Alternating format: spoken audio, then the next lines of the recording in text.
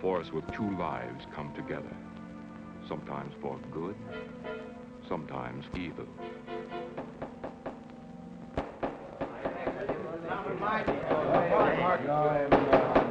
I say, Williams, I would win on this. I'm definitely against it. Seems to forget we have our stockholders to answer to. Phone Mrs. Williams, Della. Tell her to be ready in about an hour, and I'll pick her up. Yep. You phone San Rafael and see if those papers are on the way over from the executive. Yes, Will.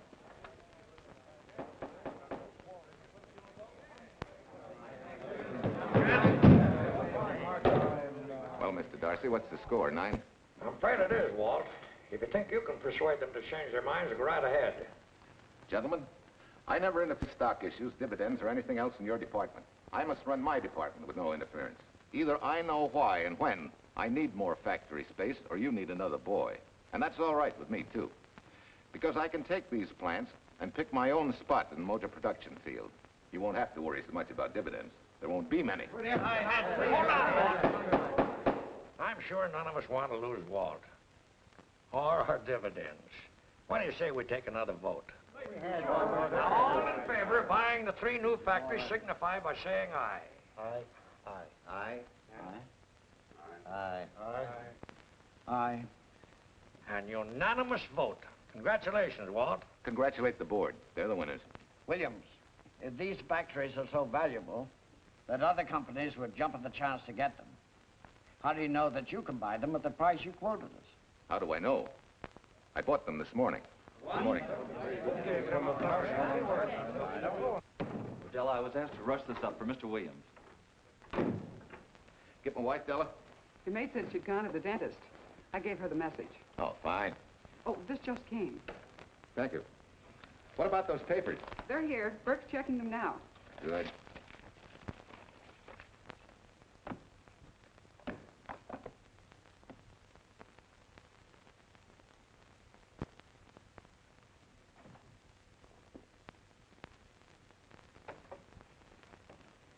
Congratulations, Walt. Take a look at Clause 4. Those provisions haven't been clarified yet. Oh, no? I wanted to leave for Tahoe right away. Get Judge Deering on the phone, will you? Never mind. I can get faster action if I run out to San Rafael myself and stick with them till they're right. Yeah? Mrs. Williams on 3. Oh, put the blueprints of that new diesel in, will you? I want Jackson to see him. Hi, Duchess. I'm afraid now we won't be able to leave till about 5 o'clock. What? You're not going with me, but I counted on it. But I thought as soon as Dr. Harris took care of whatever it was, I'd feel better. I don't. Stupid thing still aches, and I certainly wouldn't be a very desirable driving companion. No, seriously, darling, you run along and buy your little factories and hurry home. I'll send you back to the office. And cheat me out of my goodbye kiss? Not a chance. I've got to drive over to San Rafael. I'll stop on the way. Love me? Bye, dear.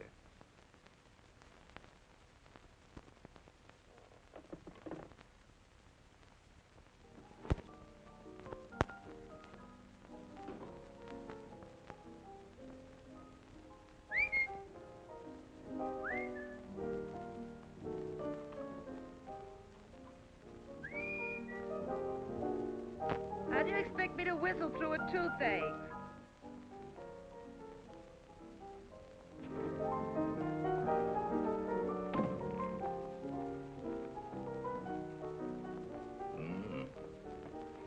Nothing in the whole world smells as sweet as you do, Duchess. Certainly don't feel sweet. I was grouchy as an old bear. Well, old Doc Williams can give you something to fix that. Close your eyes. Relax a minute. Take a look at that, see if you don't feel better. Oh, Walt. Oh, darling, it's beautiful.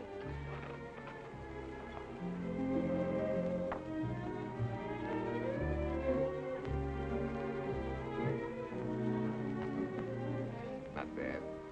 Not bad at all. You know, to quote my wife, I like monograms on things. It shows they belong to me, unquote. When did your wife say such a thing, Mr. Williams? About 6 years ago, when I married her. She gave me the first monogrammed shirts I ever owned. Those were the words on the card. I still have it. I certainly hope your board of directors never discovers what a softy you are. They won't, don't worry. I have only one vulnerable spot.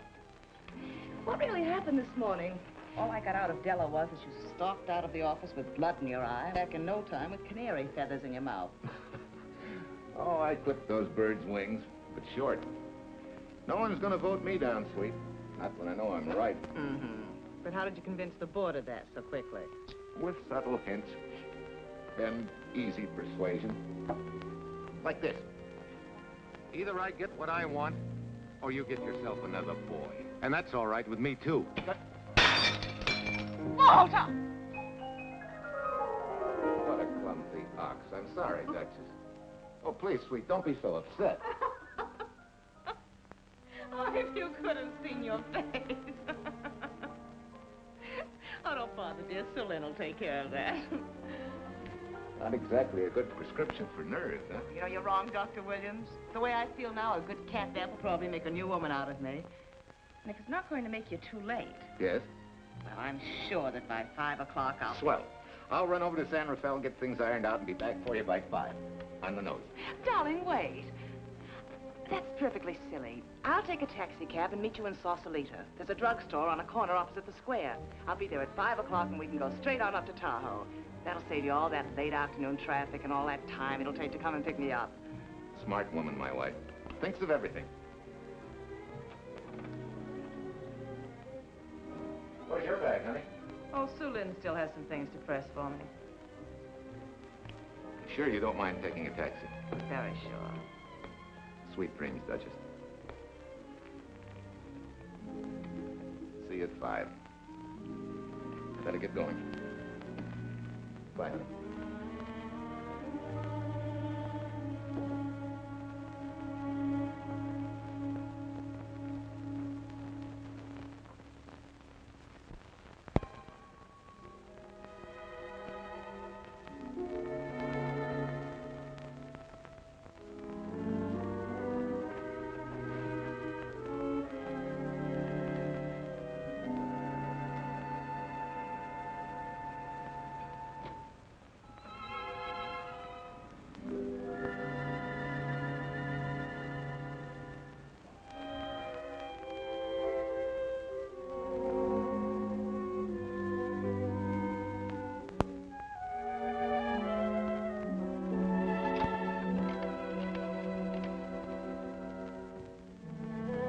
Long distance? I want Berkeley 79721. Hello. Ah. Hiya, beautiful. Yeah.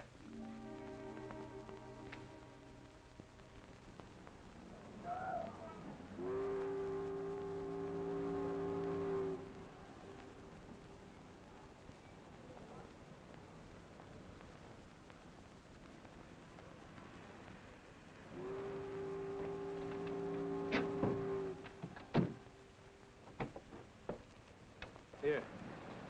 Don't forget, turn this stuff over to a bellboy at the airport hotel in Oakland. Tell him to hold it for Jack Burns. Jack Burns, the airport hotel. That's right, I'll be checking in later. So, $1.15 a here. All the stuff back to Oakland. Yeah, here. Buy yourself a new key. Thanks.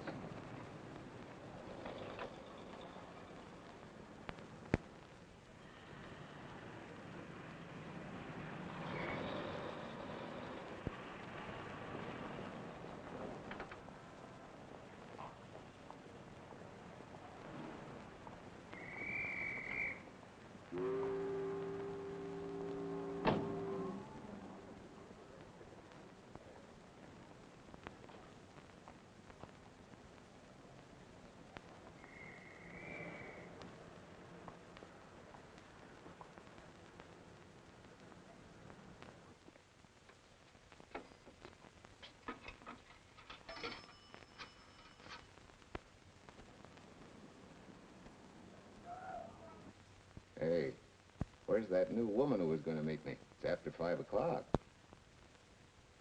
Oh, gee, I was so sure you were going to be okay. Maybe you better get yourself another dentist, huh? Of course I understand, honey, of course. Just to prove it to you, I'm coming right on home. No, You really mustn't, darling. I'm going to be perfectly all right, really. And besides...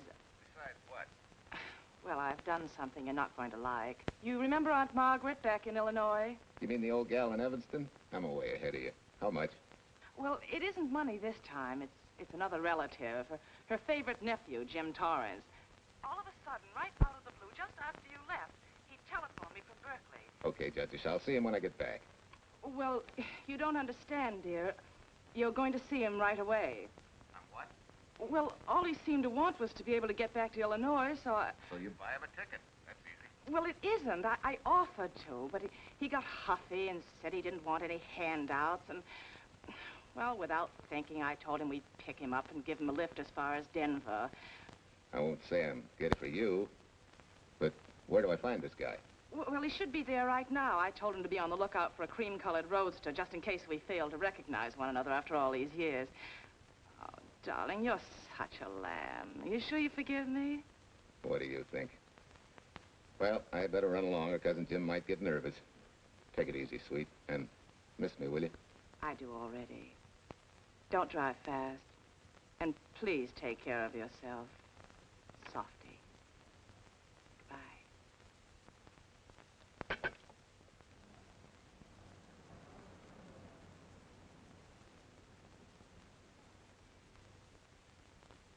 Hello, Della? Yeah, Mrs. Williams wasn't able to go with me. Now, while I'm gone, you see that she gets her roses every morning. That's right. But this time, on all the cards, put love from Softy. Yeah, S-O-F-T-Y.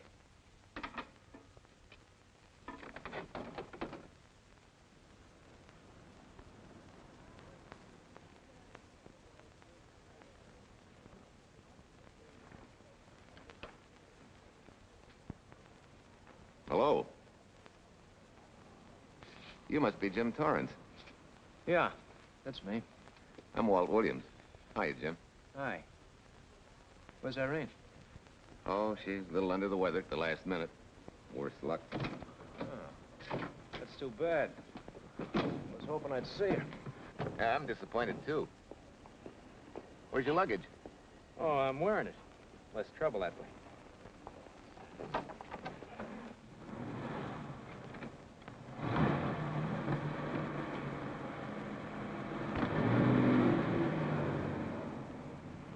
Irene tells me you're heading for Illinois. Yeah. Going been a little rough, huh?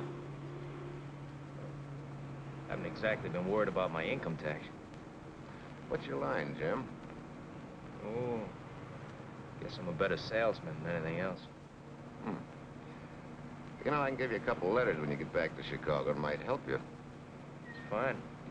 Little in with a top brass never hurts. What outfit were you with? Patton's Third Army. How was it? Rough. Except for the time in Italy. I kind of liked it there. Patton's outfit never got to Italy. Of course. But most civilians never know or care, and I figured you didn't either. Well, I fooled you that time.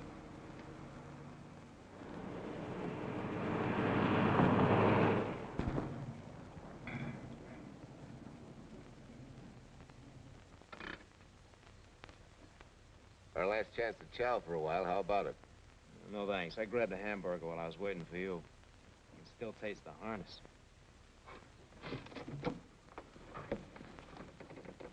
Sure you won't change your mind? No, I'm gonna grab a little shut-eye.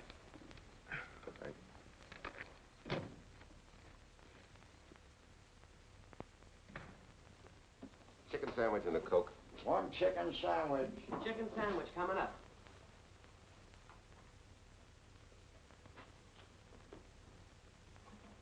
Give me change for $1, will you? Yes, sir.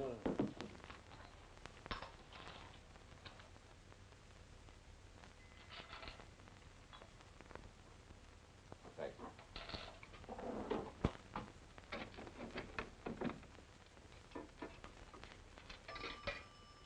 San Francisco. Klondike 2, 6714.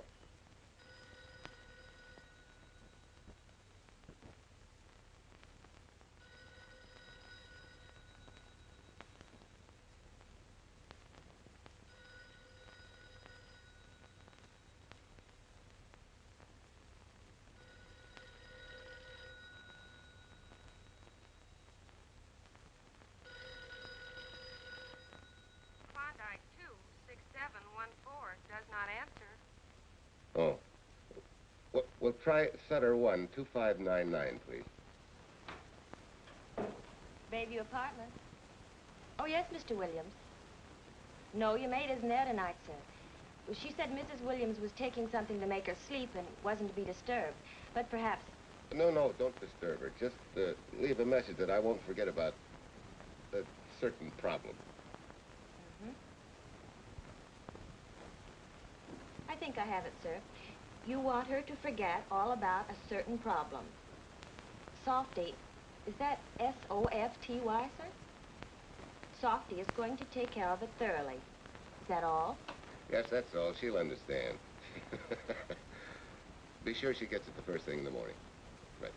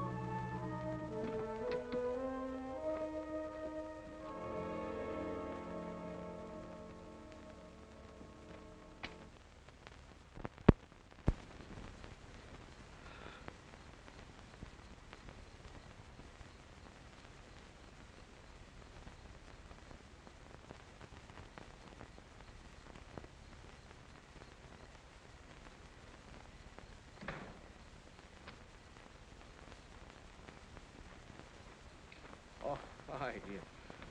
It's been so long since I've been behind the wheel of anything but a Caterpillar or a Jeep. I had to find out what a real buggy feels like. Why don't you drive for a while? A swap. Nothing would suit me better.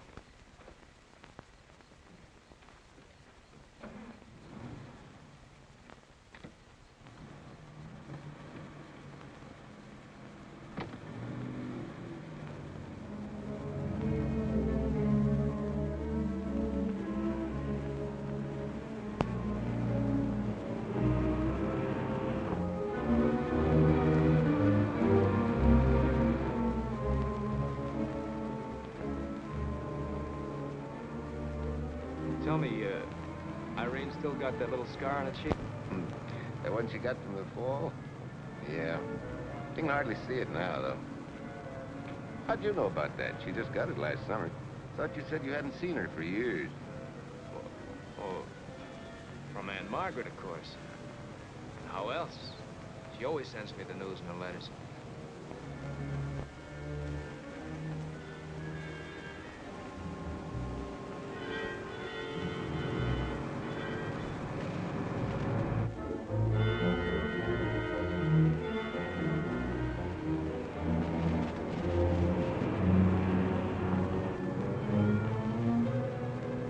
Your Aunt Margaret will be pretty happy to see you. Irene says you're the favorite nephew. Afraid my lovely cousin was just giving me a build-up for your benefit. You don't know Irene. Maybe not.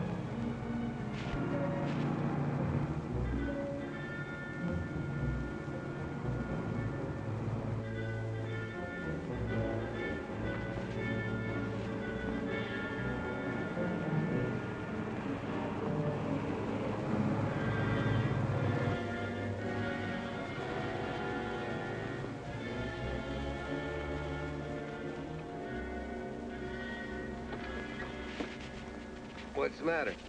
I think we got a flat.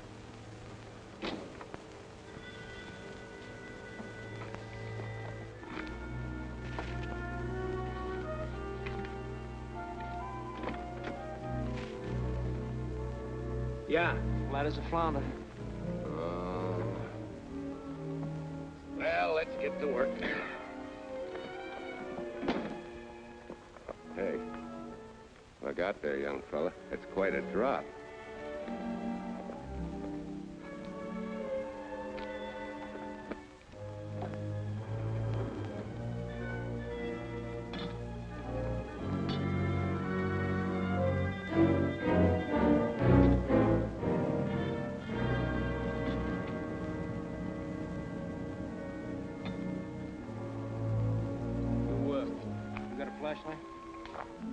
I think I have. Get the jack. I'll take a look.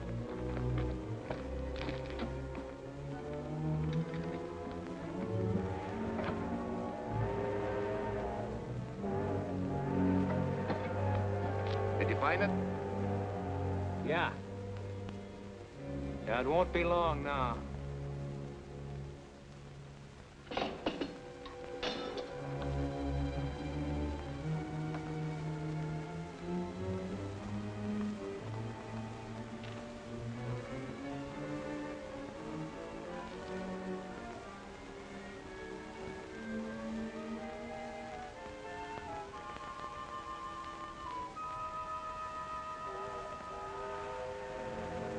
Come on, let's get going. Wait a minute. Did one of your cufflinks fall out? Huh? Something dropped. I heard it fall right down there at your feet. Well, he must have rolled under the car.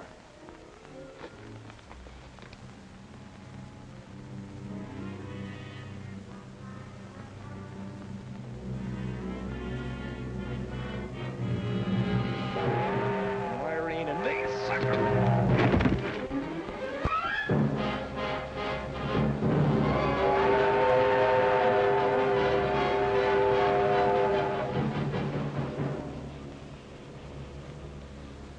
Hello.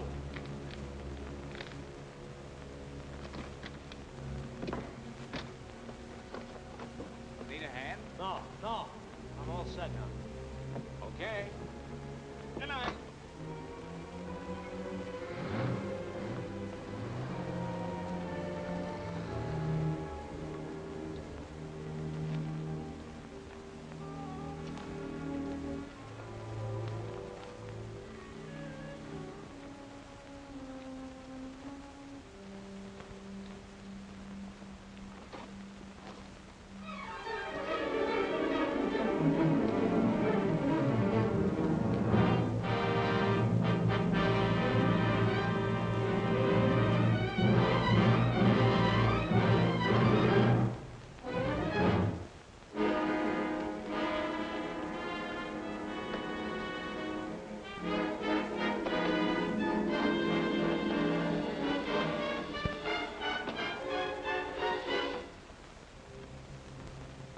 Keys.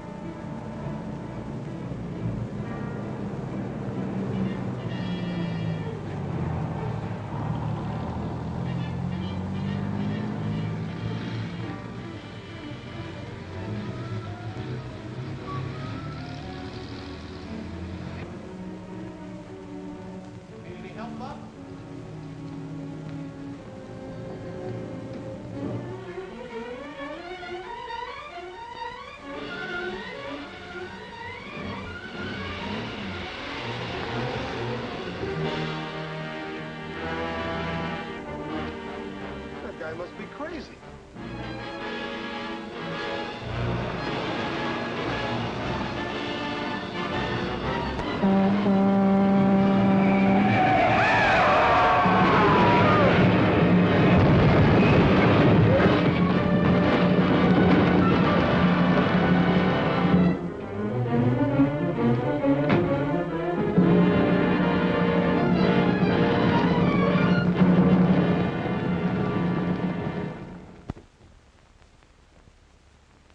Now, in case my husband should be late and have to rush for his plane, this will be taken care of. Thank you. Tell Mrs. Burns to 302.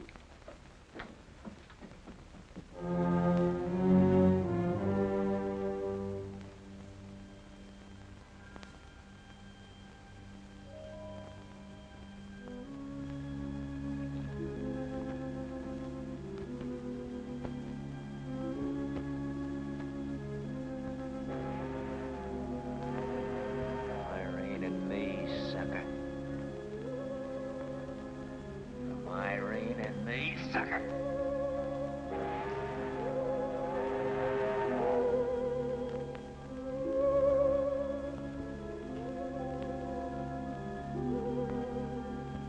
Take care of yourself. Softy. Softy.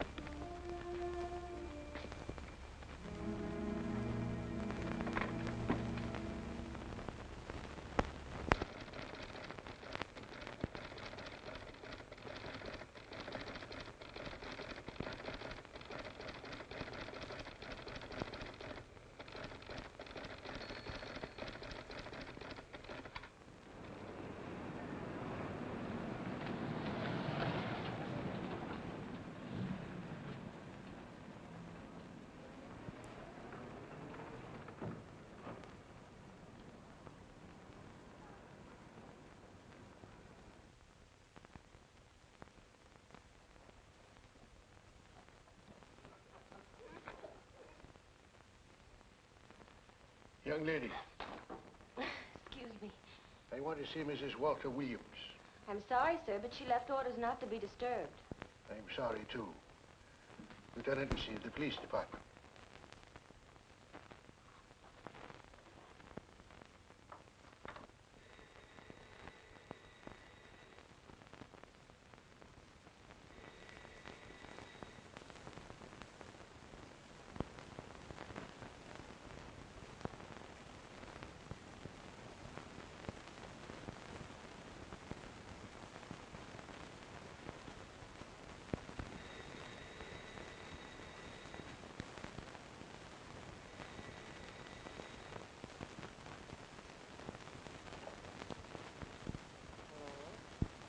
I left orders not to be disturbed.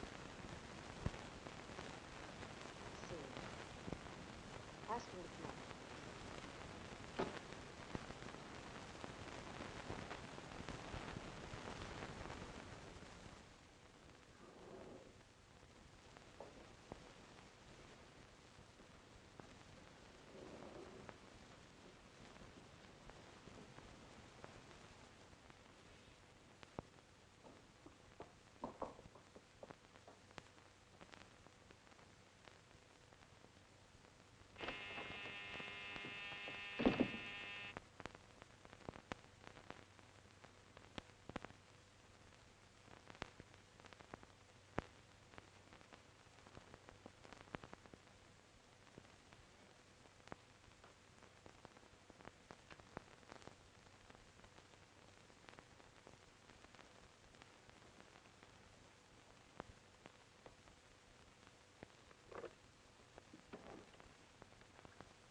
Yes?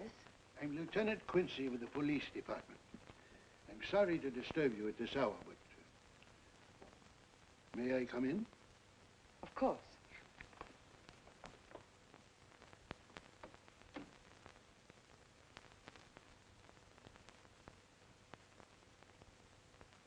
Well, Lieutenant? Did your husband go on a motor trip late this afternoon? Why, yes, he went to Denver on business. Why? Was he driving a Packard roadster? Yes. Is anything wrong? I'm afraid there is. Won't you sit down, Has please? something happened to my husband? Yes, Mrs. Williams. He's dead, isn't he? Yes. Oh, Walt, I knew something like this would happen. I begged him time and again not to pick up hitchhikers. But it wasn't a hitchhiker, Mrs. Williams. It was just an accident. He ran into a truck, a gasoline truck. You mean there was fire? He must have been driving pretty fast. I don't think he felt anything after the crash.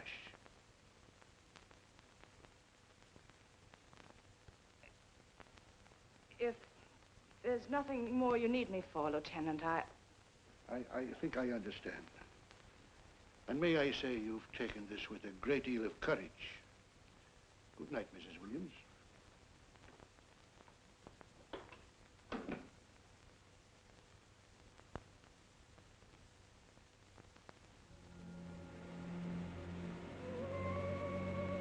take care of yourself.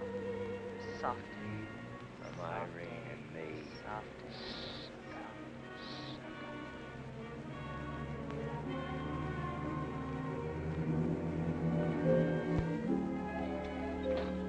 Ready? Yeah. That Williams must have been quite a guy. Yeah, he went to work for Universal Motors as a sheet metal worker. Mm-hmm. Less than 10 years, he's their top production man. Well, he sure went out in a blaze of glory. Yeah. Let's go.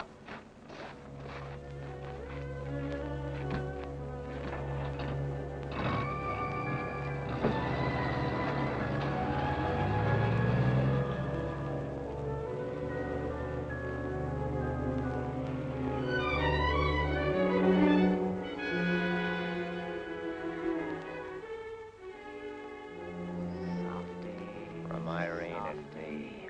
Sucker. Sucker. Sucker.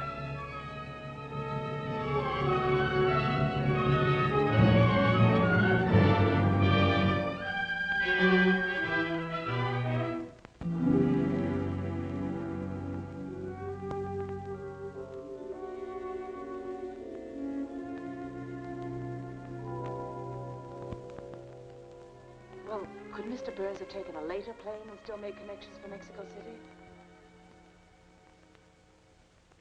I see. Yes? It is some telegrams for Tai Tai.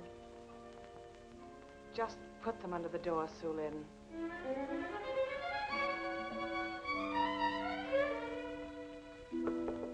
Please, Tai Tai, a policeman Quincy most anxious to see you. Ask him to wait, Su Lin.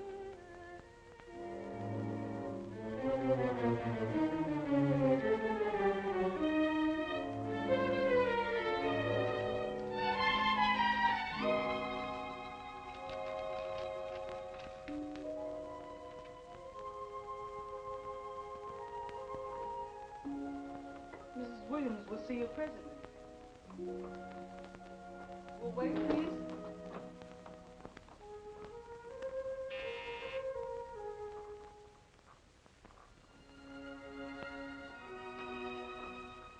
Flowers from Mrs. Walter Williams. Thank you.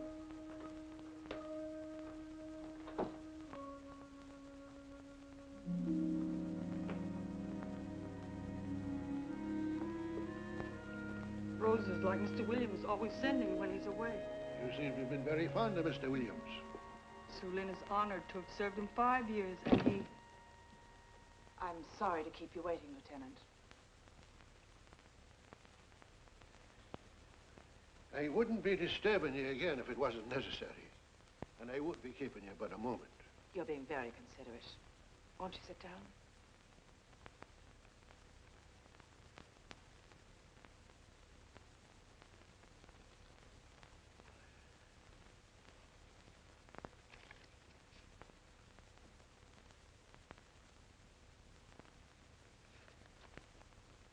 Everyone's been most thoughtful.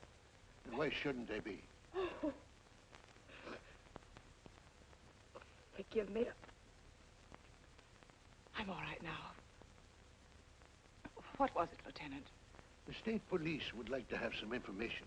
They found some wavy skid marks for quite a distance on the road, as if the car had been out of control when it crashed. Tell me, was Mr. Williams a reckless driver?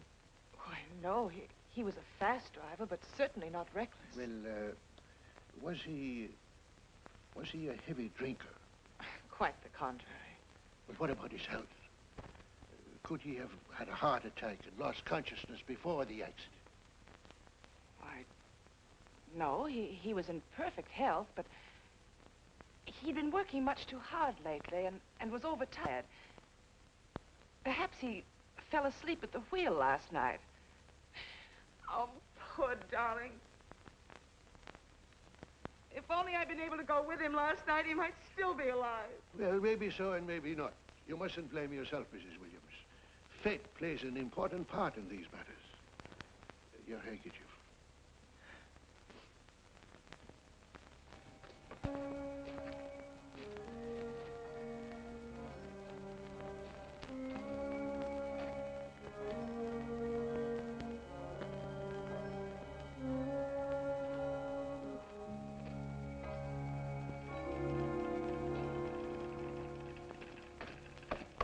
When's the next train to San Francisco? 10 a.m. tomorrow. You sure there isn't one sooner? No, I'm sorry.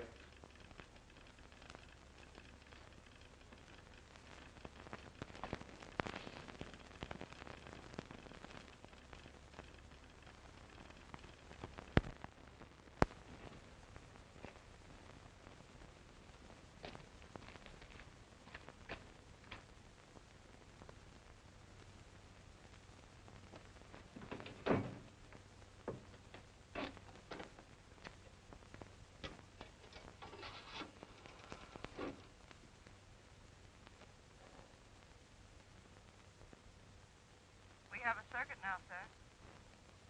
Evanston. Calling Mrs. Margaret Hubbard's residence in Evanston. One moment, please.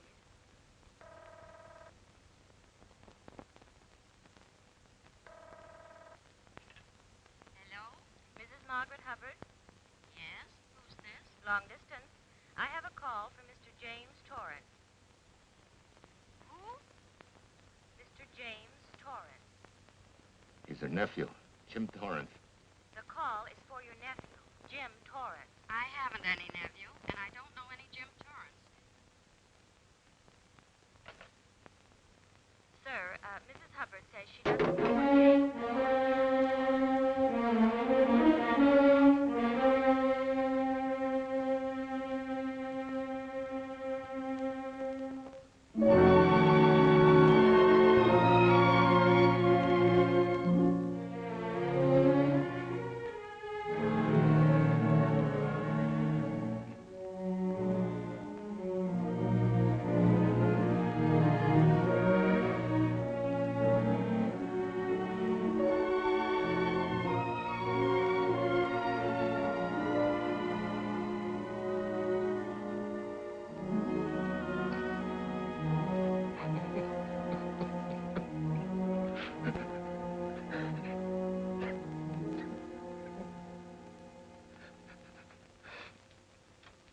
What's the matter, son?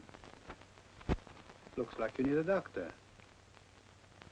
Doctor? I can't leave the station, but old Doc Bender's just across the road there. Doctor? Think you can make it? Yeah. I'll make it.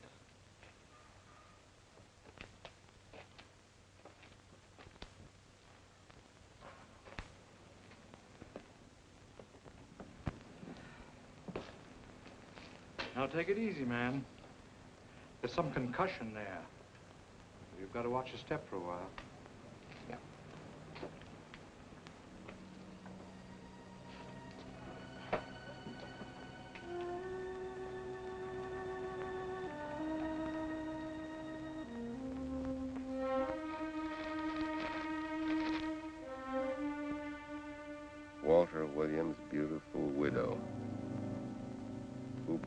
own request, sat alone in the family alcove during the service.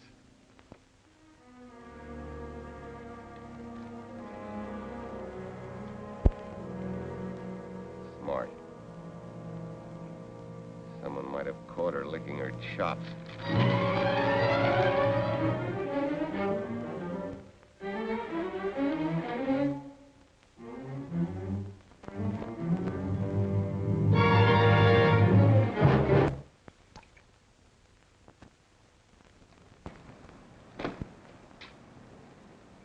Hey, what's that? Walter Williams. Hey, ain't that the guy that... For the love of Mike, what's that briefcase doing here? He's dead. They did him a dirty trick if he ain't. Hey, now, wait a minute. Don't touch it. We better turn it over to the police.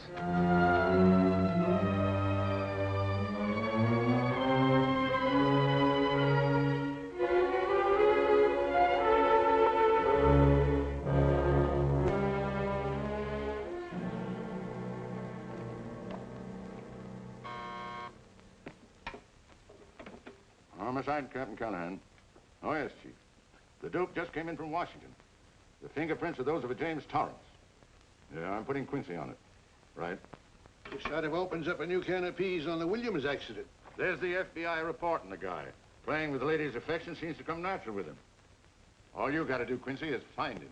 Yes, that's all I got to do. Last known whereabouts of Jim Torrance was in a moving van somewhere between Sacramento and Points East. Hey, wait a minute. Last known address, care of his sister, Mrs. Joseph Rossetti. Irving Apartments, Berkeley. Well, what are you waiting for, Quincy? Let's go. Torrance leave any forwarding address? No, he said he was going to send it to me. Sorry to trouble you. Oh, Lieutenant, if you should happen to hear from him, will you let me know?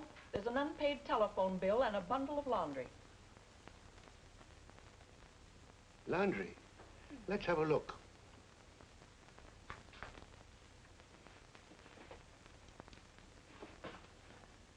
I may have to take this along with me. Not without a receipt, you don't. You mean you don't trust the police? In my business, you don't trust anybody. Mine, too. Holy St. Valentine's Day. Look, he had the same thing on his shirts, too.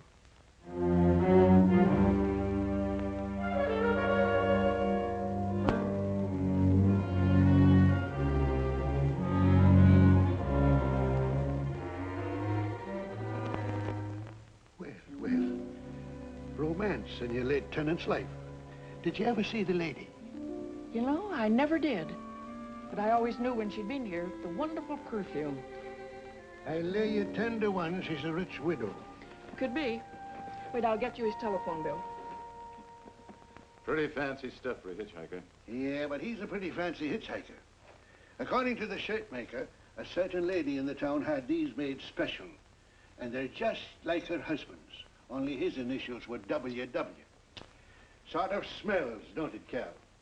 Now take a look at this little item that was also found in the laundry. I for Irene and W for... Well, it could be for Williams, too, couldn't it? Yeah. Homicide, Callahan speaking. Hello? Oh, hello, Fitz. Hello. What news? Oh? Any luck? Both days, huh? Swell. Have it typed up and sign it. This report of Fritz will be a nice little topper for this pile. His checkup shows calls from Torrance's phone to Williams's private number, and a flock of them going the other way, including one on the 7th and several on the 8th. The 8th, since you've forgotten, is the date of Walt Williams' accidental death. Well, that ought to be enough to get an indictment out of the grand jury. Go pick her up. I'd like to play a long shot first. It might give us 2 for 1. Well, take them one at a time. A bird in the hand is not going to lead us to its mate. I'd like to give the lady a little more rope. Well, Thanks. I thought you'd agree.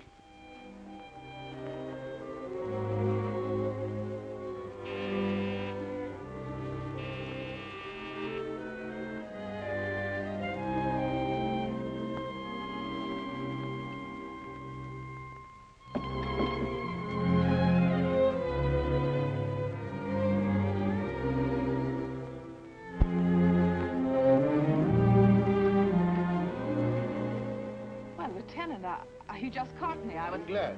I have some rather startling news I thought you should know before it hits the headlines. Come in.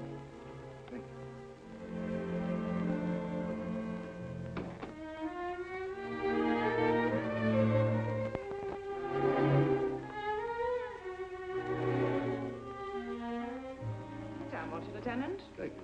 I'm very anxious to hear about news. It seems that your first hunch, remember, that a hitchhiker was responsible for your husband's death? Well, Mrs. Williams, you may have been right. I don't understand. Your husband's briefcase turned up in Kansas City yesterday in a moving van that had stopped at the scene of the accident that night. Apparently, the murderer made his getaway in it. That explains the wavy skid marks that made us suspect your husband was ill or unconscious at the time of the crash. Yes, I suppose it does. And by now, the man is probably out of the country and never will be found. Don't you worry, Mrs. Williams. There were fingerprints on that briefcase. And as soon as we get the FBI report from Washington, his identity will be known and his description sent out on police broadcast. Oh, we'll find him all right. But just now we're keeping things quiet so the murderer will feel safe until we are ready to close in on him. Yes, I can see the wisdom of that. Yes, I thought you would understand and cooperate. As soon as we know his name, it is possible that you might recognize it as someone with a motive. There's that possibility. You know I'll do everything I can to help. I'm sure of it. Now I'll run along. You'll hear from me. I'll let myself out. Don't bother. And don't worry. Good day.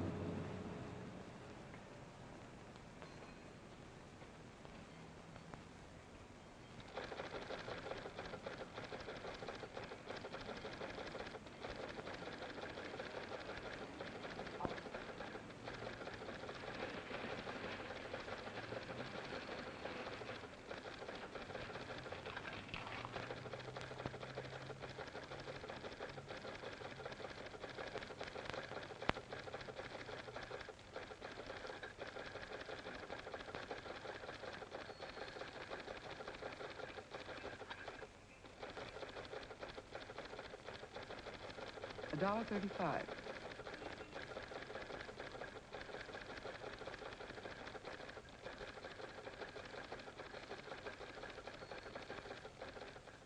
See, everything after the letter J in the first name has been obliterated by heavy writing over it. The only impress letters legible are those between words or before them, like RNS at the end of this name here, and the Hotel Santa here before the word Evanston. Well, Tom, don't you think it's about time you retired? Why, there isn't even evidence there of Mrs. Williams' intent to communicate with Torrance. And who do you think she beat apart to the telegraph office to wire to? The League of Decency? I'll tell you what I think, that you should have brought her in when I first told you to. By the time we get her now, she'll have figured out a way to tip Torrance off. He'd be that much tougher to find. Not unless she's tipped him off from your office. Ernie's got her on ice waiting for you.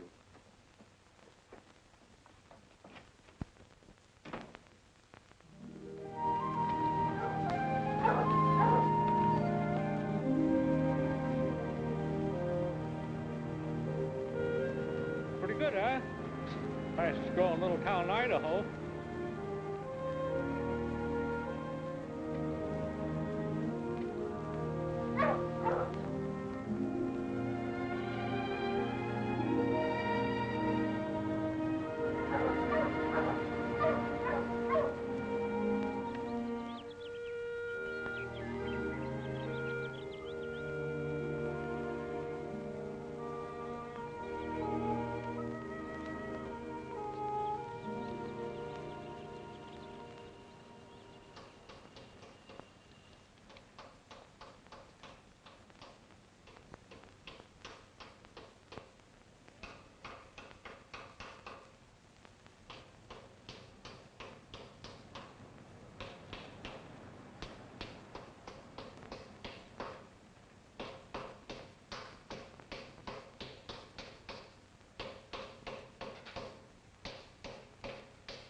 Have a heart, son. You trying to wreck that engine?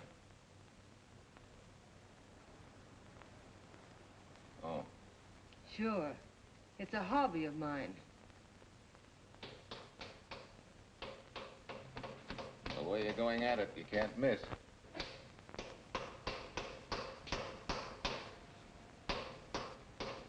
Here. I just can't let you ruin that beautiful motor. Start her up.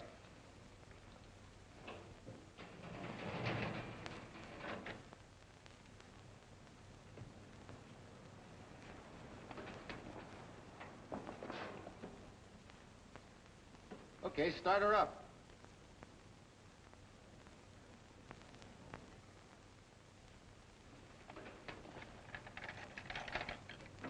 Shut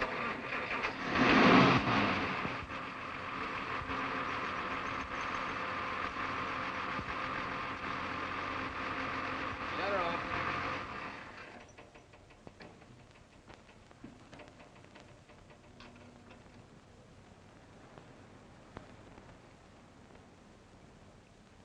You're certainly not a mechanic by trade. Hands like that. Maybe it's a hobby of mine.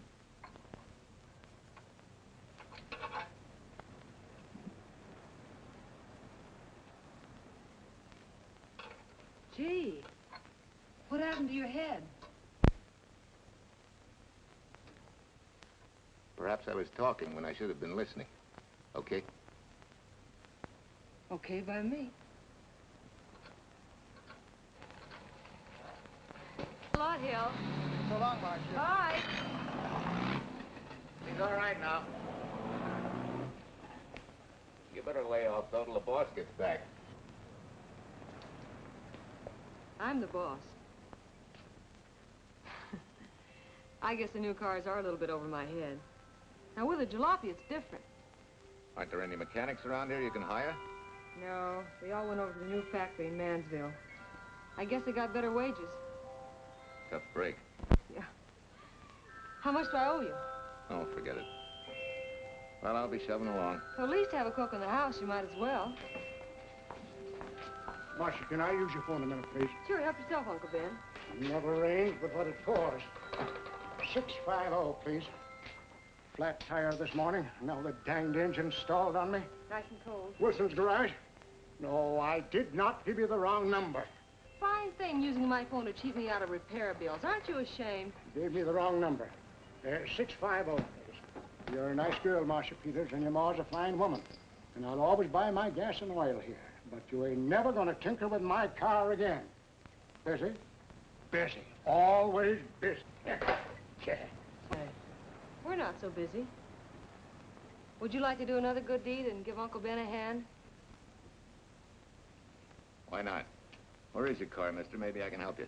Why, are you a good mechanic? Very good. And very reasonable. Well, just what you need, girl. Better hire him.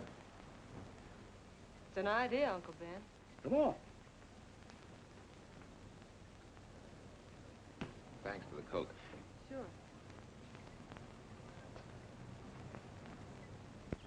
Well, I got Uncle Ben fixed up all right. Nothing but a sticky carburetor valve. Bye. I hope he paid you. What for? It only took a minute. You're certainly not money-conscious, stranger. There. This is no kind of work for a girl. But somebody has to do it if I want to stay in business. And I want to.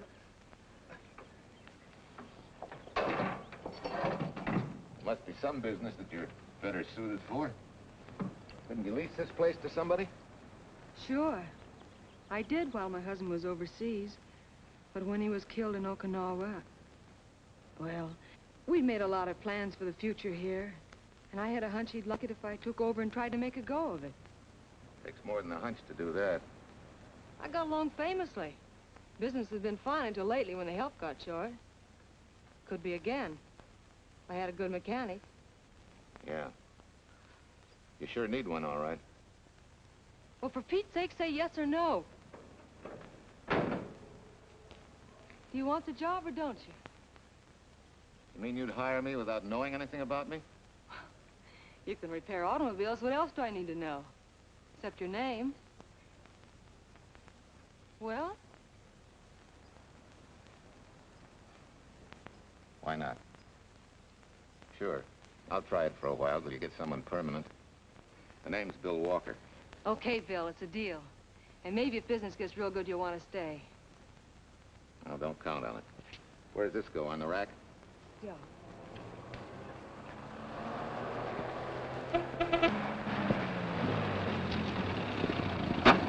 Marcia! Marcia! It happened! It's a boy, 8.5 pounds. Pair of shoulders like a prize fighter. Well, congratulations, Papa. How's Jane? Ah, perfect. Everything's perfect. Gotta get down to the store and tell the gang. Almost forgot. Oh, gee, thanks, Ed. I'm sorry, I won't have enough for the gang. Yippee!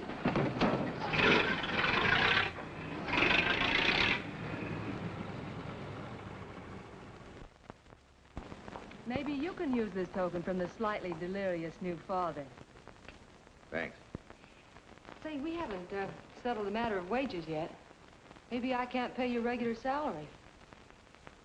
Suppose we leave that open till you find out how much I'm worth to the business. Doesn't seem to be any business right now. Might be a good time for me to get rid of this beard and find a place to board.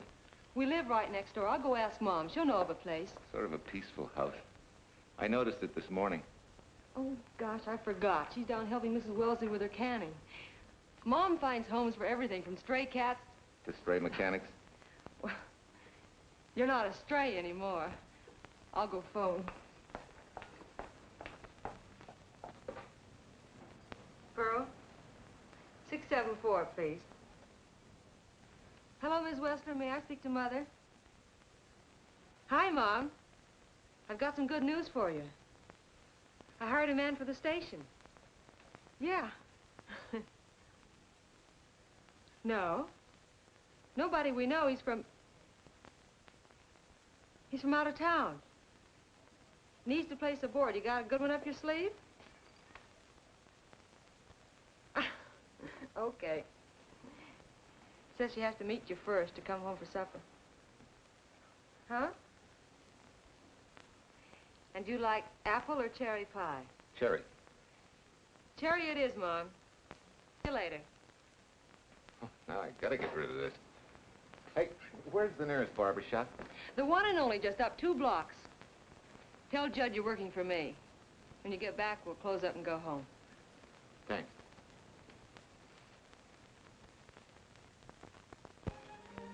Well, that's real nice. You must have had a good bringing up, young man. Thank you for the young man. We thank thee, O Lord, for thy bounty, and ask thy blessing on this food, and on the new friend who shares it with us. I hope you're good and hungry, Mr. Walker. Who wouldn't be? Marcia, she eats like a sparrow, with all the hard work she does. May I have your plate, please? Well, she can start taking it easy now. Boss, the help. Thank you. She never takes anything easy. Has to put her whole heart and soul into everything she does. Well, now that you're through with me, Mom, how about Bill? Have you thought of a place for him to stay? Well, why can't he stay right here? We have a spare bedroom going to waste. And I think you like my cooking. Like it? That's very kind of you, Mrs. King, but it seems an imposition. Imposition, nothing. That's good business. I can get back what I pay you in board and room. Well, Marcia, what a thing to say. If you'd like to stay, we'd like to have you. We have some more vegetables. Mrs. King, you have a boarder. May I have a biscuit, please? Oh, excuse me.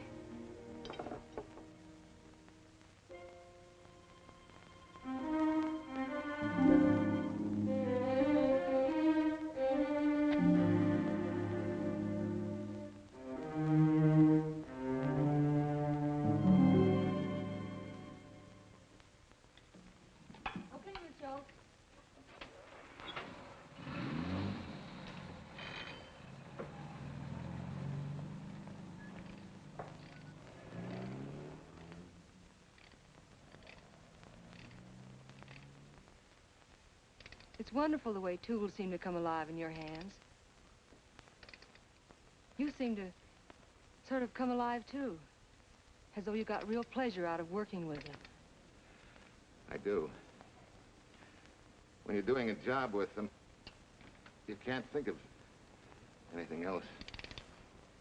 Bill, if something's bothering you, why don't you get rid of it? What would you prescribe, doctor? Amputation. For that stupid chip on your shoulder.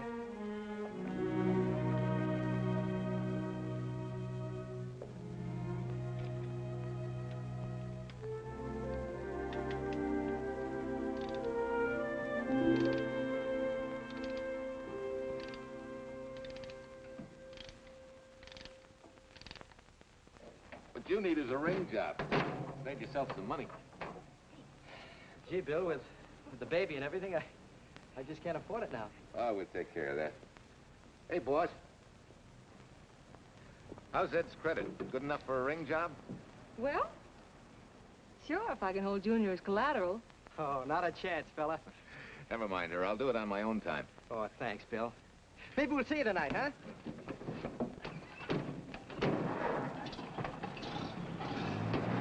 Some shoulders, huh? Yeah. Some father, huh? Bye, Marcia. Bye, Marcia. Bye. Nice kids. Say, was Ed clowning about their being hard up? No. Things have been pretty tough for him ever since he got out of the service. Fix a car for him, Bill, and only charge him for the labor, okay? Then he gets it for free. I'd already been knocking that off. Say, we could make it an anniversary present. Anniversary of what?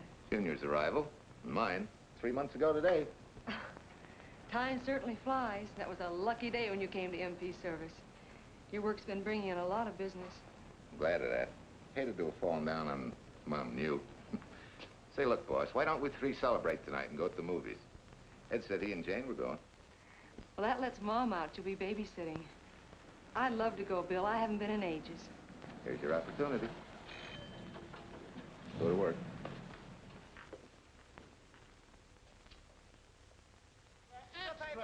Irene Williams, held for murder. Read all extra. Irene. This is Sheila Graham with the latest news of the shocking Williams murder case. While beautiful Irene Williams is held for trial, charged with conspiring to kill her late husband, the police are searching for James Torrance, believed to be the lover of Mrs. Williams and her partner in the horrible murder of Walter Williams.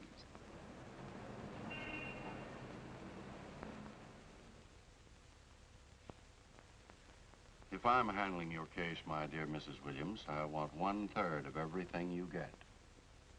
You're out of your mind. You don't realize what I'll get as Walt's widow. Perhaps you don't realize the spot you're in. Torrance's fingerprints were found not only on your husband's briefcase, but, in a manner of speaking, on your reputation as well. There's a detective named Quincy, a very smart cookie. He isn't exactly for you. Frankly, Mr. Warner, I'm beginning to wonder if my attorney is for me.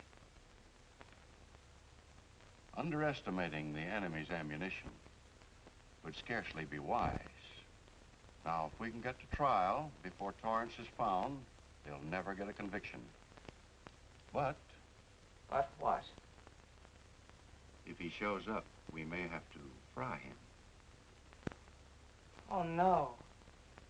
Let's not cross that bridge until we have to. But if it comes to a choice, we're not going to burn, are we?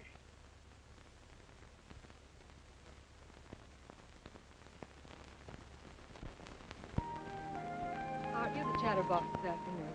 What about this afternoon? Oh, I'm sorry, boss. I guess it was wool gathering. You're supposed to do that in the spring. Is there anything you don't know? Yes. What's San Francisco got that we haven't?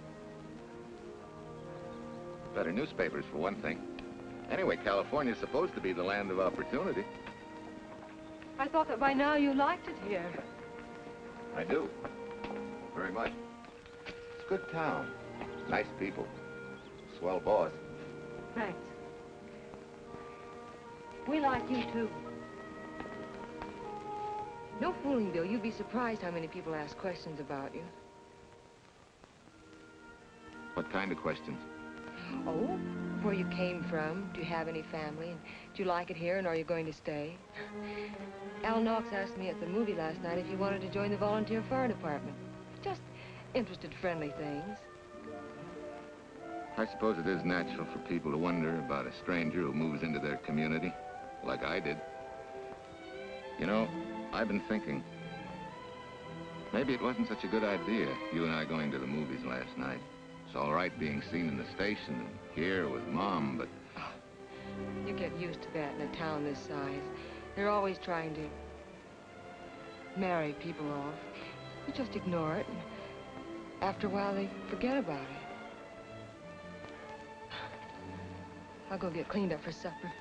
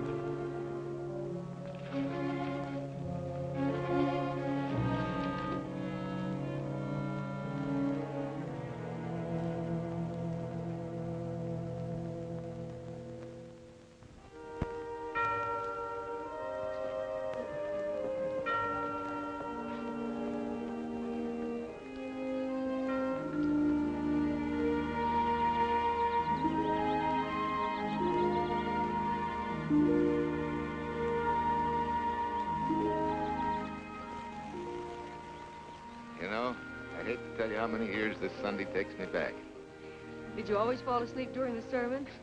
I wasn't asleep, Mrs. Peters. I merely closed my eyes to concentrate. Oh, so that's what you call it. I had to nudge you to stop you from nodding. Quiet. You're disturbing my reminiscent mood. Even smells the same. Could be the same bees buzzing in the same clover. As they say, you can take a boy out of the country, but... A rolling stone gathers no moss. It has to stop rolling sometime, doesn't it, Bill? Sometime, maybe. We grow a very becoming shade of moss here in Larkspur. Don't you think? You grow a lot of nice things here. Anyone in particular? You'll have to skip the answer to that one. Someone tore it out of the book. You're married, aren't you, Bill? Yep. That's right. You must have loved her very much to have been hurt so deeply. To be so afraid of someone, even yourself. Maybe it's better that way. Then no one gets hurt. Bitterness and hatred hurt everyone. Can't you see, Bill? They're like a wall that shuts out all the sunshine from a garden and lets everything wither. Make room in your heart for something else, can't you? I guess this is my day for sermons. Sorry. As Mom would say, you never get rich minding the other fellow's business. Hey, that's a flyer. I'll be seeing you.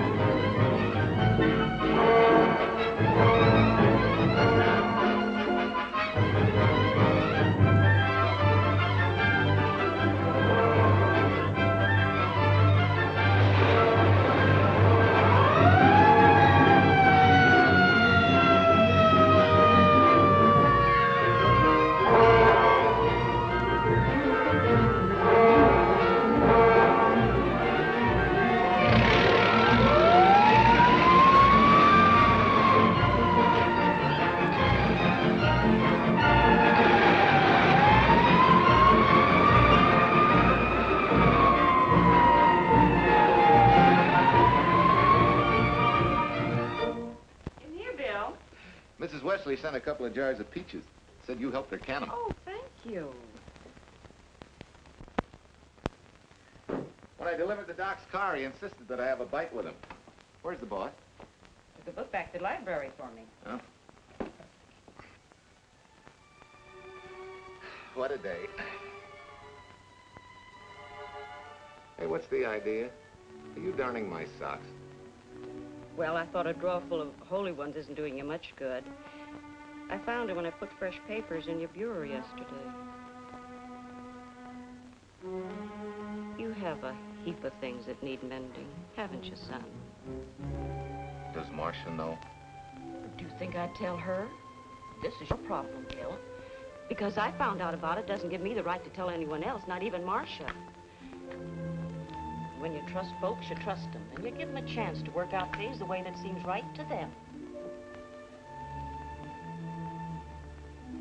How can one little woman be so big?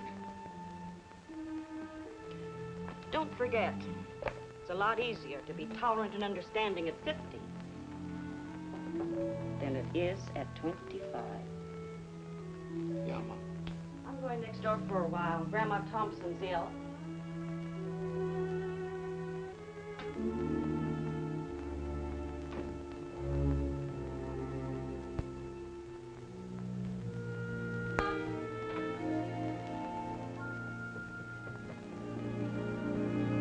Bill, are you home?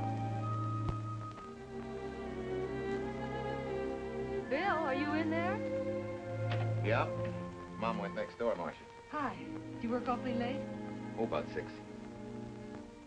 Anything wrong? Come in.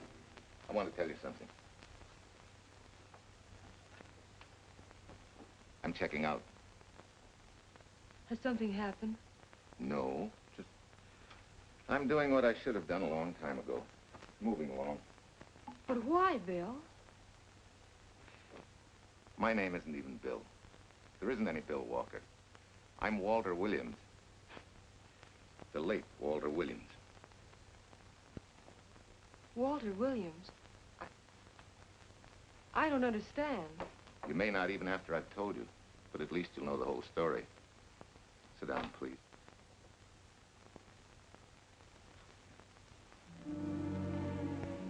Finally, Larkspur.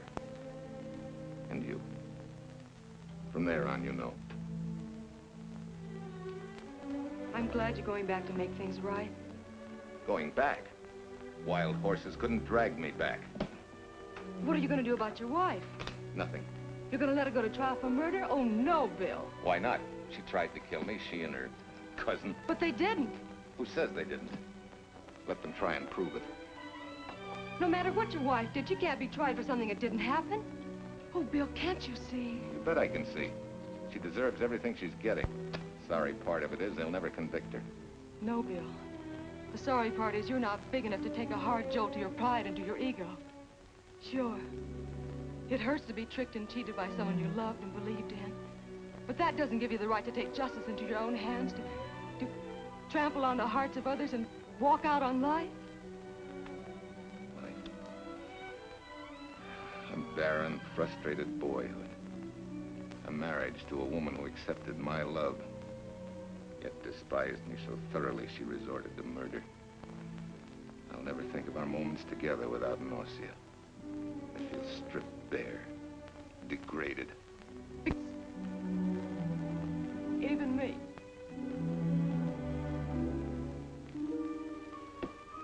Oh, Bill, please. Don't destroy the one chance we have for happiness. We haven't got a chance.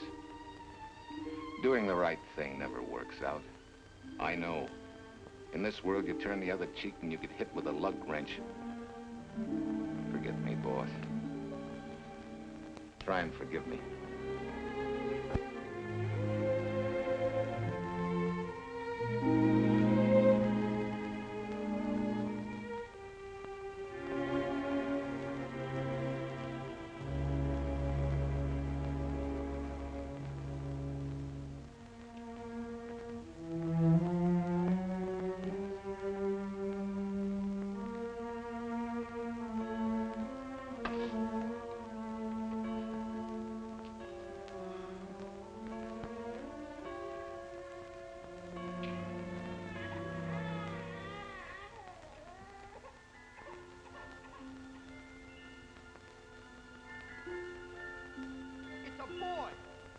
shoulders like a prize fighter.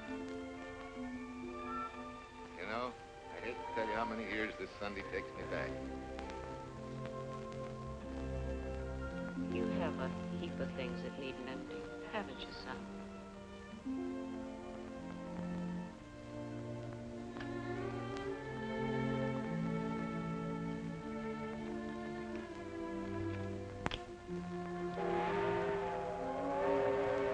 Take care of yourself. Softly.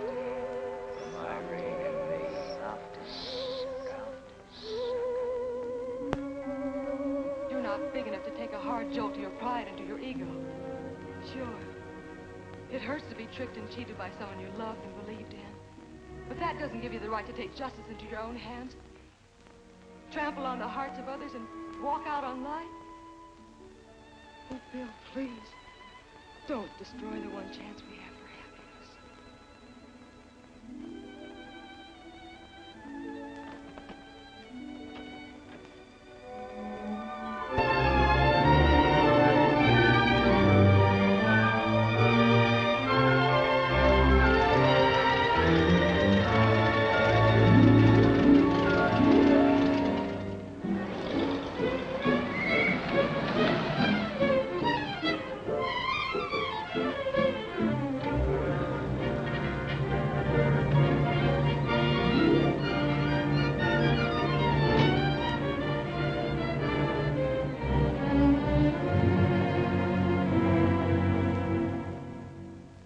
Mrs. Peters was kind enough to come along to substantiate at least the Larkspur portion of what I've told you.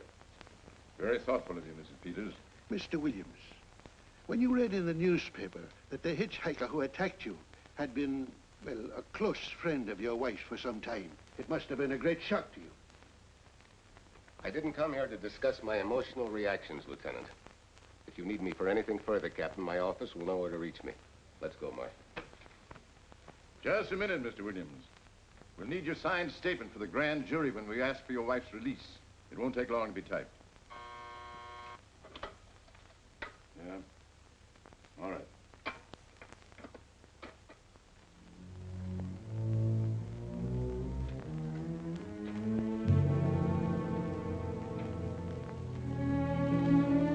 Come in.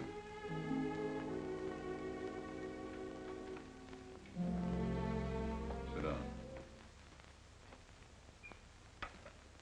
Mrs. Williams, we have news for you. Really? I can scarcely wait.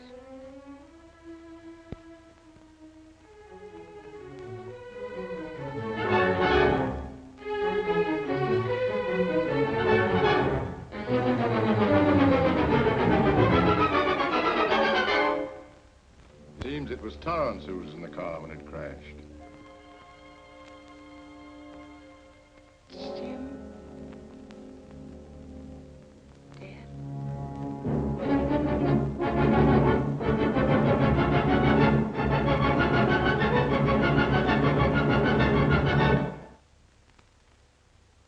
You did it. You killed him. No. He tried to kill me. Thought he had. And he ran into the truck. It was an accident. An accident? You wait all these months to tell this story. You let me rot in this filthy jail. Wait a minute. You let everybody believe you're dead. Pretty convenient, wasn't it? A dead man can't be tried for murder. Mr. Williams, perhaps your wife would understand better if you would explain to her about the amnesia. Amnesia? Oh, don't tell me you believe he had amnesia. Where's he been all this time, just wandering around in a daze? Tells us he's been in Larkspur, a little town in Idaho, working as a mechanic in a service station. Run by Mrs. Peters here.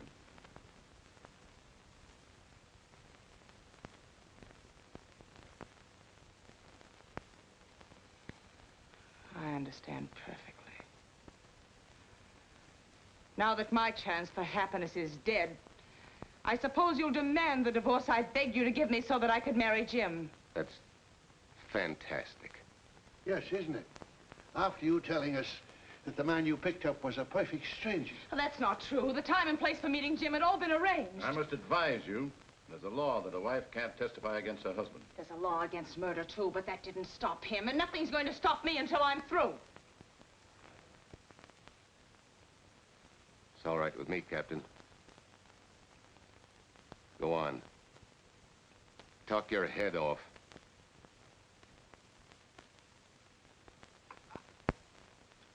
I was to have gone with him to Denver. He insisted on it, although I was quite ill. Several hours before we were to leave, he came home. There was a violent scene. He threatened to kill me unless I agreed to give up Jim. And I wish he had. This is incredible. Not one word that she has said is true. Then you've nothing to worry about. Mrs. Williams, was there a witness to the threats you mentioned? No. Unless the maid overheard. She was in the apartment. In fact, she picked up the pieces of the vase that he threw at me. Where's she now? I don't know. She left me suddenly after all this began. Please, could the questions wait? I feel rather ill. Will you have Mrs. Williams ready for the grand jury at 10 o'clock tomorrow morning? That's all.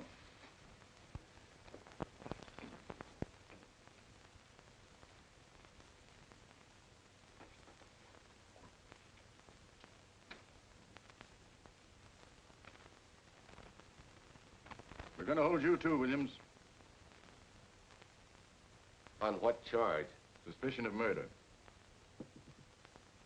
But he's not guilty of any of these things. Then it should be easy for him to prove it. Take it down, book him. That fiction of Mrs. Williams must have been very convincing. No, we just couldn't buy that yarn you tried to sell us. Let's go.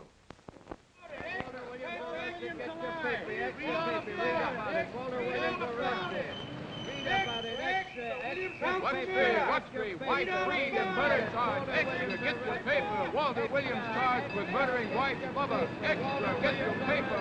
Irene Williams goes free. Husband held. Extra, get your paper. White Freed and murder charge. Walter Williams charged with murdering wife Bubba. And Daly's going to cover Williams' office. Okay, boys, hop to it. I want all I can get by 10 a.m. tomorrow for the grand jury. Okay, Chief. Oh, Tom, don't miss a bit. Dig up everything you can on Williams and the Peters dame. You sort of believed Irene Williams' story, didn't you, Van? She made better sense than he did. Well, sure, she's a better liar than he is. Don't forget, I went all through her grieving widowhood with her. She's a bad customer. Well, that's for the grand jury to decide, and Williams insisted on letting her talk. So it's his funeral. Funeral, all right. Especially with that yarn he told.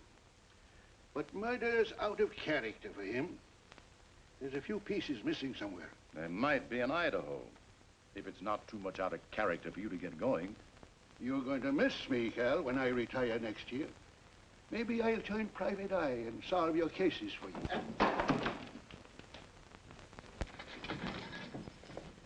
Mr. Williams? Thanks. Got a deal from the bottom here, don't you? Sorry, Williams. Okay, Williams.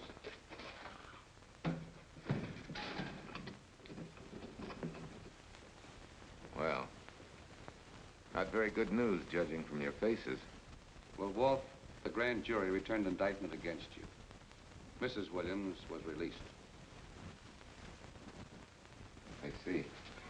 Now, don't you worry, Walt. We'll have you back at work where you're needed, and in short order. Come on, Eldridge. There's a visitor waiting far more attractive than we old fogies. We're just leaving, Mrs. Peters, but remember, don't hesitate to call on me for anything. Thank you so much.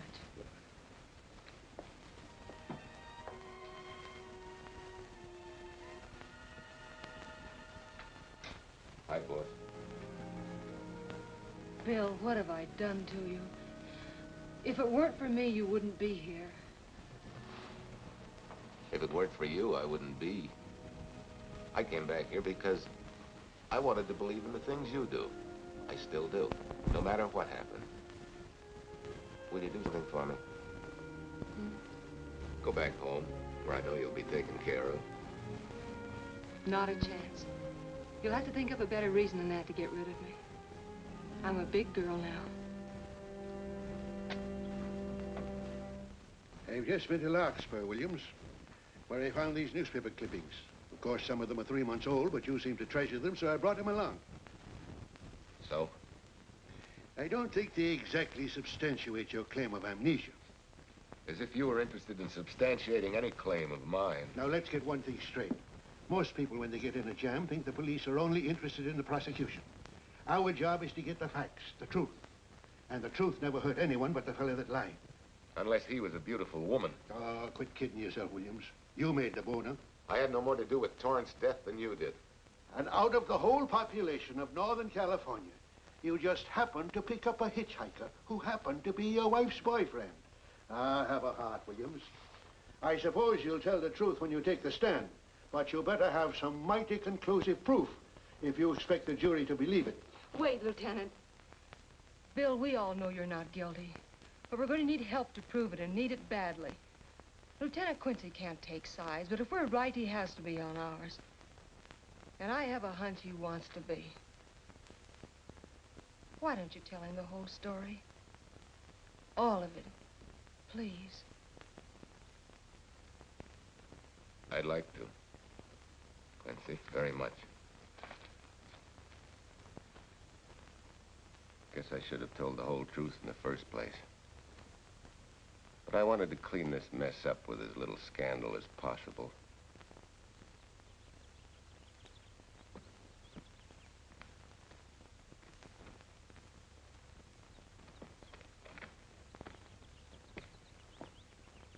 Well? No sign of the lug wrench or anything. My dear Mrs. Peters, will you please stop trying to be a detective? How many times do you think the police have combed this spot for any kind of evidence? Now, be a nice girl. Take Mr. Williams' advice. Go back to Larkspur. What time is it? It's only 4 o'clock. We still have time to go back to town and go on our hunt for Sue Lynn. Now, look here, young woman. You've had me on the run since early morning. But, Lieutenant, the maid seems to be our only hope now. We've got to keep looking till we find her, that's all. That's all? Wait. She was naturalized, wasn't she? Suffering chopsticks. Quincy, you dumb flatfoot. This Sue, what's her name, was Chinese born. If a port of entry was San Francisco, there'd still be a file on her, photo and all. Let's go. Back to town. Immigration.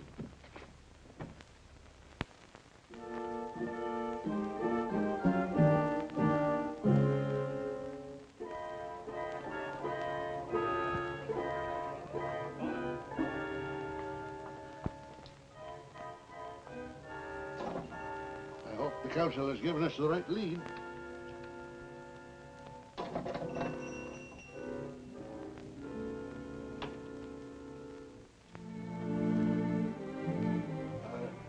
You are sing? Understand? You savvy English? Also French, Italian, and Hebrew. May one ask what is desired? We're looking for Su Ling Chung. The Chinese consul said you were her uncle and might tell us what she is. This daughter of my brother, has she offended the honorable police? Oh, no. They just wanted to ask her some questions about Mr. Williams, the man she used to work for. Ah Sing's heart is heavy that he cannot lead you to her. But things that are not known cannot be told. Well, if you hear anything of her, report it to headquarters.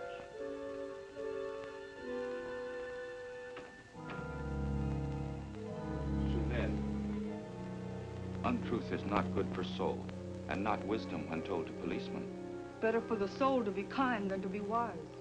Su Lin must keep silence to help in this matter.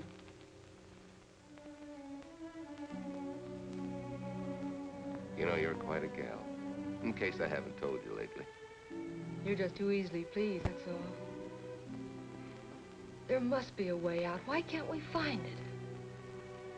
Oh, buck up, boys. Tomorrow, another day. Yesterday you go to trial. Bill, I'm afraid.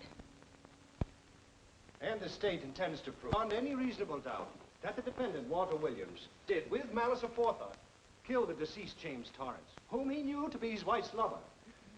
And that with his victim dead beside him, he drove his car into the course of an oncoming truck, jumping clear himself some seconds prior to the crash. And subsequently, he made his getaway in the back of a loaded furniture van. And for 3 months, as Bill Walker, he laughed at justice. What had imprisoned his unfaithful wife for conspiracy in his own murder. But then he decided that being dead cramped his style. He thought he could eat his cake and have it too. So he returned, most anxious to explain his long absence and to right the dreadful mistake that had imprisoned his wife for 3 months. Ladies and gentlemen, it was a cold-blooded, premeditated murder and must be punished to the fullest extent of the law. Call the first witness, please. Captain Callahan, did Walter Williams tell you what suddenly cured his amnesia after 3 months? No, he did not. But he did tell you the man that struck the blow which caused the amnesia was a total stranger, a hitchhiker he had picked up.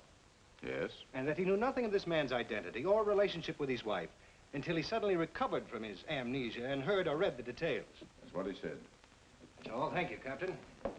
Your witness, Counselor. No questions. No, I saw no signs of amnesia, but definite concussion. He was a bit evasive in answering questions, but not vague or unsure.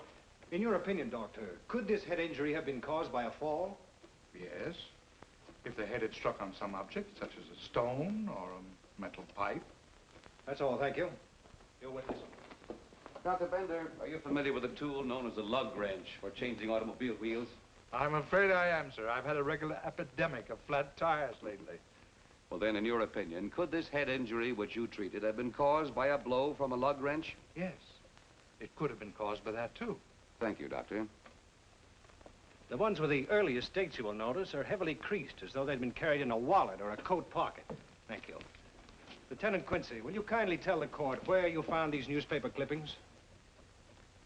In the bedroom occupied by Mr. Williams in Mrs. Peters' home in Larkspur, Idaho. Is this your handwriting, Miss Revere? Yes, sir. And that's the message, at least our record carbon of it. Would you read it to the court, please? June 9th, 8:32 p.m. Message from Mrs. Walter Williams, Penthouse D. Mr. Williams called, said he wants you to forget all about a certain problem. That Softy is going to take care of it thoroughly. Was there any other conversation? Well, I just asked if that was all, and he said yes, she'll understand, and sort of laughed as if it were a joke and hung up.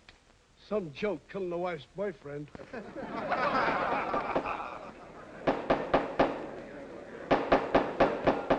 is the state versus Walter Williams. All the rounds so far have gone to the prosecution, and it was a grim-faced Williams who was returned to his cell this afternoon. What the score will be after he takes the stand is anybody's guess, but he's going to need some lucky punches to get a decision. And though Torrance struck with intent to kill, after telling you this is from Irene and me, sucker, you still telephoned Illinois to find out if there was a cousin Jim. You are hard to convince, aren't you, Mr. Williams? Is it so incredible that a man should fight against believing such a thing about his wife? Oh, that is very touching. From a husband who planned a trip on which he intended to destroy his wife and did kill her lover. That's a lie. Your Honor, I object to the conclusions drawn by the prosecutor and move that it be stricken from the records. But, Your Honor, there is a corpus delicti, remember? Who was your wife's lover. Objection sustained. There's also her own story, which in front of witnesses you insisted she tell. And then we have your own two different stories from your own lips. One featuring a perfectly strange hitchhiker, the second an equally strange cousin Jim, without a questionable substantiation for either bit of fiction.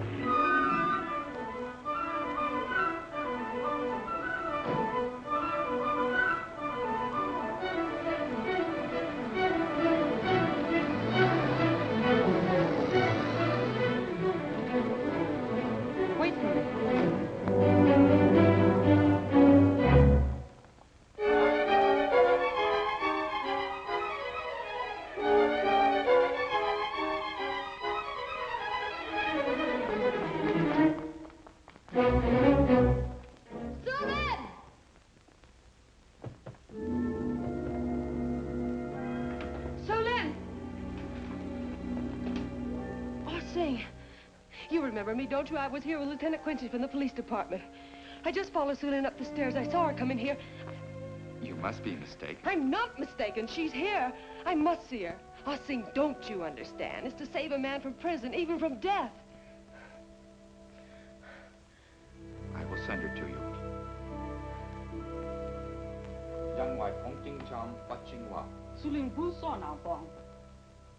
Oh, Sue Lynn, we've been looking for you all these weeks. Mr. Williams needs your help so desperately. I cannot help. You must forget that you found Sue Lynn. Forget it? But you're his only witness. You're the only one that can help. Not as a witness. Only with silence can I repay his great kindness to me and my family in China. Why? For I heard other things. That most unhappy day, from Mrs. Williams' bedroom, his voice very loud and angry. A flower vase broken to pieces. He can explain all that. They do not believe what he's already told. That I heard anything would do harm. Don't you see?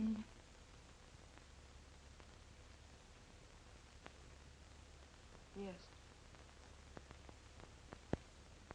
Much sorrow comes from women who know not honor and truth. And Mrs. Williams, she was not true even to that Torrance man. What made you say that? That night when he was killed, her sickness was but wall of falsehood, behind which she could go secretly to a meeting place. You mean she went out that night? Sue Lynn, are you sure? Yes, because next morning in her bedroom, I found street shoes that had been worn. Her coat on the closet floor, with the sleeves turned inside out, as though removed hurriedly. And in one pocket, a door key to some hotel. Sue Lynn, that's it. Proof that she and Torrance had planned to meet that night after he killed Mr. Williams. What hotel was it? Oh, I don't remember. The key. What did you do with it? Returned to coat pocket. Come on. We'll get to Lieutenant Quincy. He'll know what to do. And pray, Sue Lynn, every step of the way.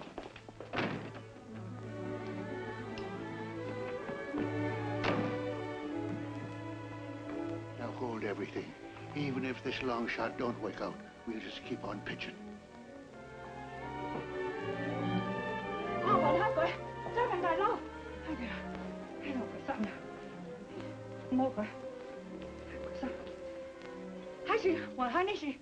Here it is, yes. Room 302, Airport Hotel, Oakland. Maybe we got our miracle. A special little Chinese one. It is to hope that Sue Lynn was of small help to Mr. Williams. Oh, Sue Lynn. Come on, Copper. Next stop, Oakland. A certain little lady's hotel rendezvous. I was on night duty then, all right, but I sure don't remember a looker like this. Quite a dish, eh? A little too highly seasoned for my digestion, thanks. Lieutenant, just found a couple of cars for room 302 on June 9th. George Baxter, checked out at noon. Mr. and Mrs. J. Burns. Room not slept in. J. Burns. Burns. Look, Quincy. The handwriting on the card is identical to that on the photograph. And here's a little boy, the same thing. The cover-up telegram to Aunt Margaret. Now look at the impressions. J here, and here RNS. J. Burns. That's the name she started a telegram to. Room not slept in. Say, I got that dame pegged now, Lieutenant. She said they'd be out of the room by midnight as her husband was catching a plane.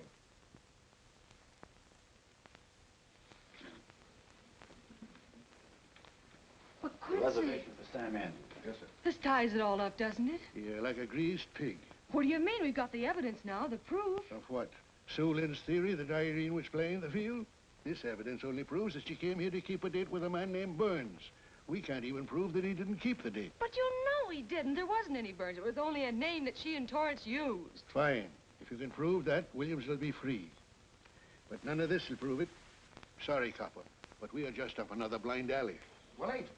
Yes, sir. There's a couple of sample cases for Mr. Sam Andrews. Came up from the station this morning. Take them to Parlor B right away. Sure thing, sir.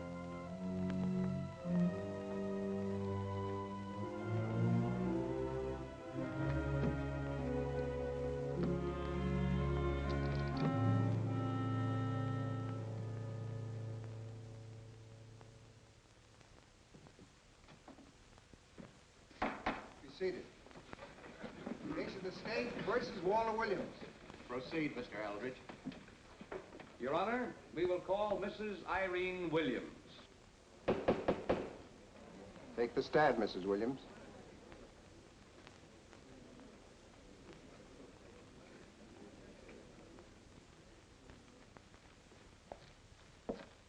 Raise your right hand.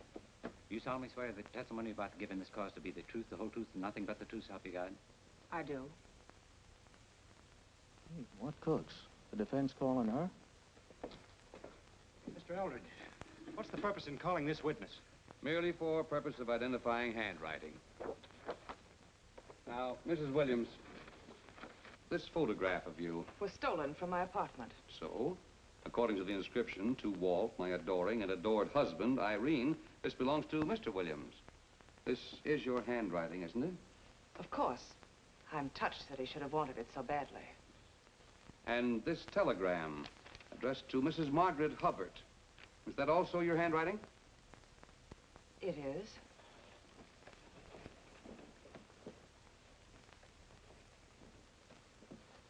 Now, Mrs. Burns, I mean Mrs. Williams, this photograph is inscribed to Jim, my adoring and adored Irene. Did you write this, too? I see no point in all this. Merely answer counsel's questions. Did you write it? I did. And these letters addressed to Mr. James Torrance, did you write them? Yes.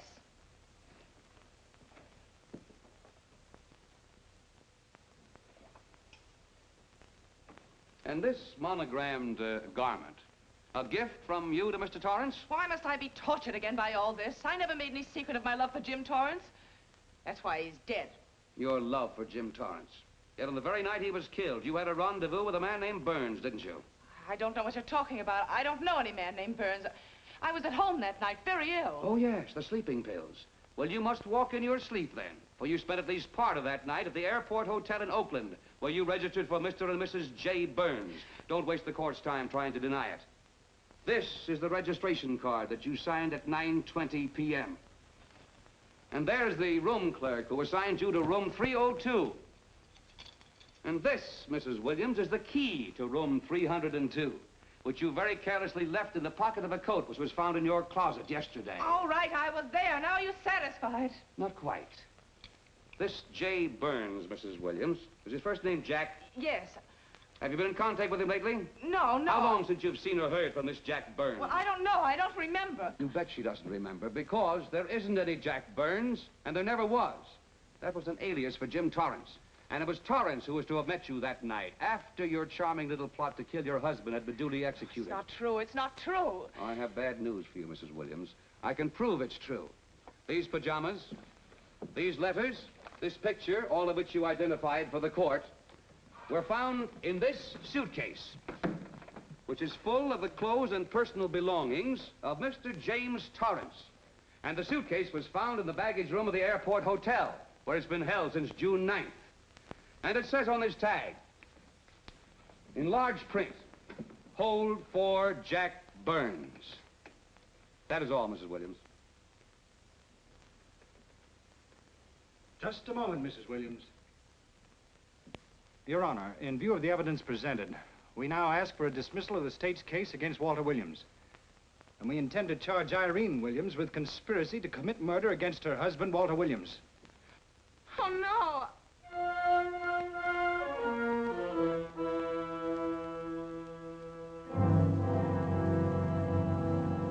The case against Walter Williams dismissed. Court adjourned until 2 o'clock. Well, that's that, Walt. Congratulations, Mr. Williams. I haven't the words for it, Quincy, but we could never have made it without you. Ah, sure you could. You know, son, right always wins if you give it a little push, especially when you get a copper like this one to do the pushing. Well, I'll be seeing you. You know, it'll seem kind of strange being able to eat and sleep without someone getting in your hair all the time. Oh, fine, Walt. We're looking forward to having your hand on the wheel again. The Denver plants are waiting for you to open them. You think you can make it the morning? How about it, Counselor? You bet you can. Oh, good. Well, I'll be running along. Well, you think you like Denver? It's okay by me, boss. Yes. Impact. The force with which two lives can come together. Sometimes for evil, sometimes for good.